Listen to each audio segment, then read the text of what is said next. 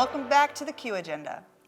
Our next guests are siblings, both members of the LGBT community and the Black community, and have both served our country and continue to serve in different ways, one as an LAPD police officer and one who served in the armed forces. Please welcome Dante and Cherie Marshall. Yay! Welcome, guys. Welcome. Thank you for having us. Yeah, I think a really great place to start might be where you got your love for service from and where this sort of came as siblings in your family. I wondered, was it modeled for you or?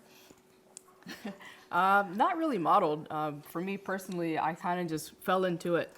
I started out working with juveniles and kind of from then wanting them to just be structured so they didn't end up in the system, and then just ended up going from juveniles to grown-up men and then out in here to the streets. Wow. So. Yeah.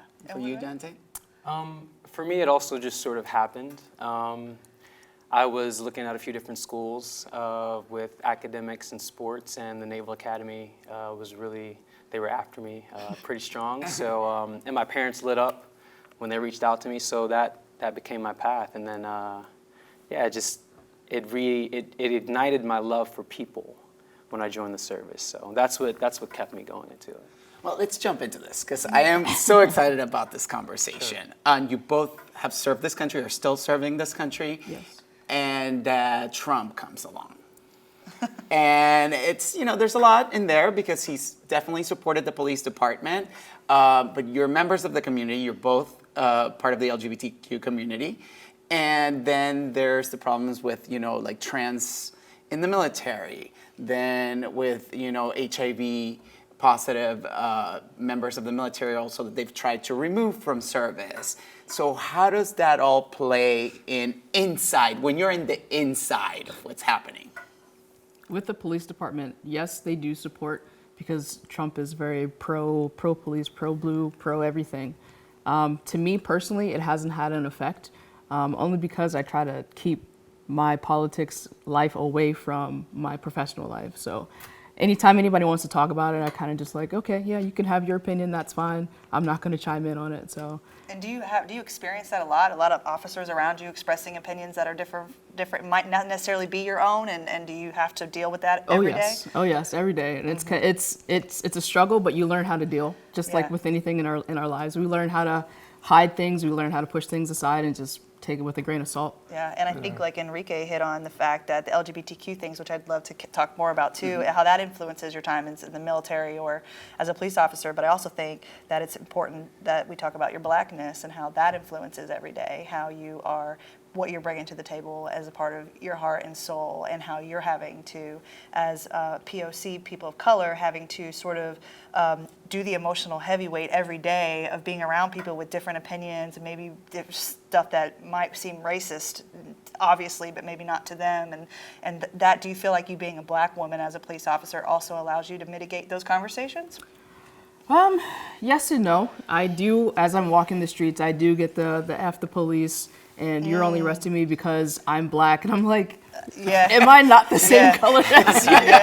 Like, you can't use that Black card against me because you messed up, and that's why I'm here. Like, we don't just racially profile people. We're here for a reason. And it's interesting that people still come at you, even though they see your skin color, they still come at you with that same type of propaganda that they used back in the day, and it's like, it doesn't work with me. Yeah, well, with the distrust between the communities, right, that exists, do you find yourself in the middle of that, and how often? Absolutely, absolutely, because I do have to arrest people and put handcuffs on people.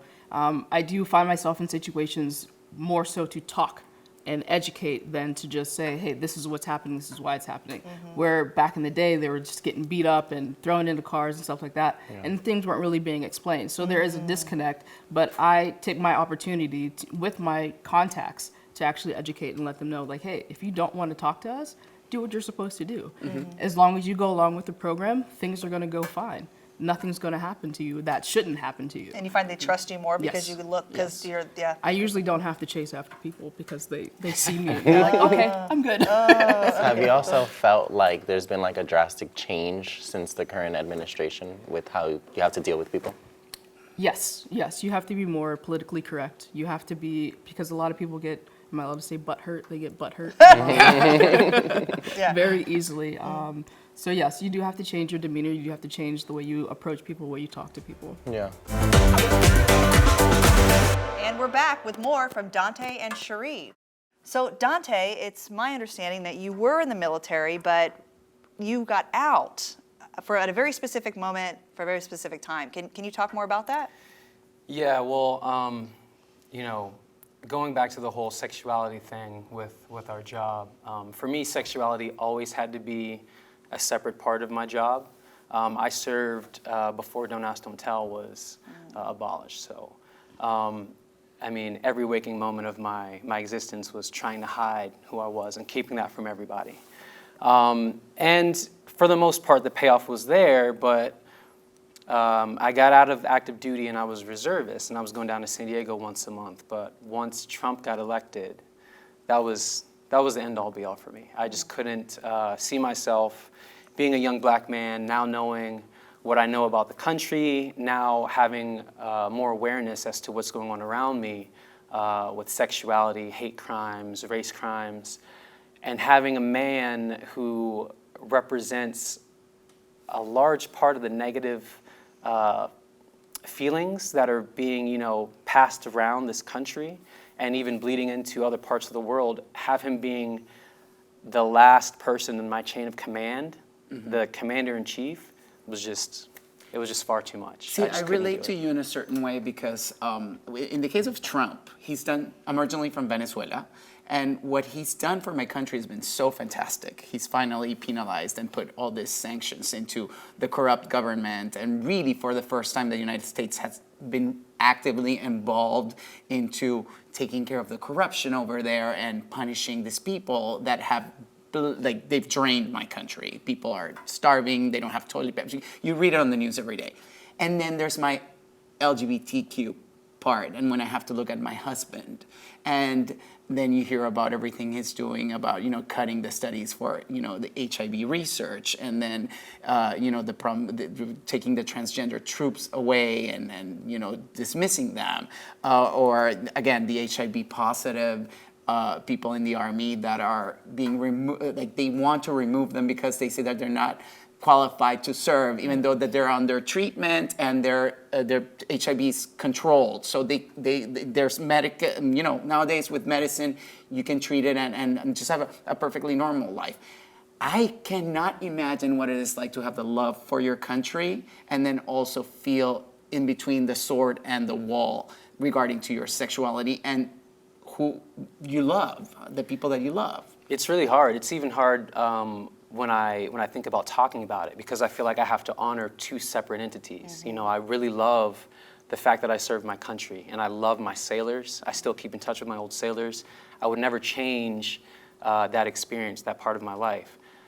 But, you know, as a young, you know, woke African-American man, the two are just, they can't go together. I can't just blatantly say that my last 10 or 12 years has been great. You know, there's a saying that we had to learn at the Naval Academy, and it's the qualifications of a naval officer. And it, you know, I'll paraphrase, but it starts out by saying, you know, it is by no means enough that an officer of the Navy be a capable mariner. He has to be much more.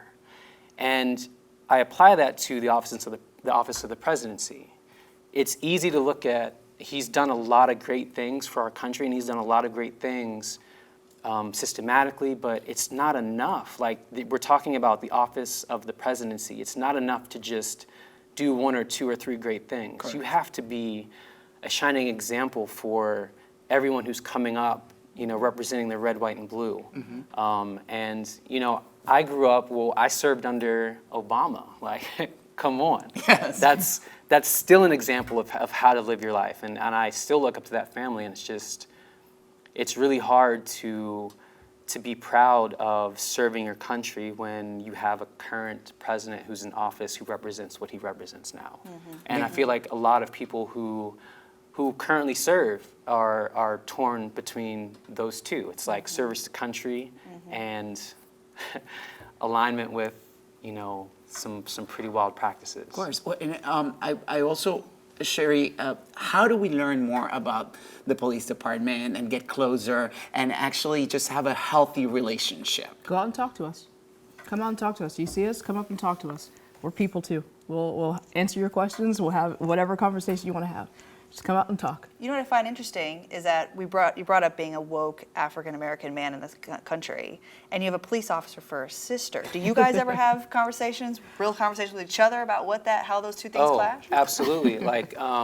Well, she was my roommate while she was going through LAPD Academy. Oh, wow. And for me, it was a very pivotal moment because this is the whole time when, everybody's anti-police.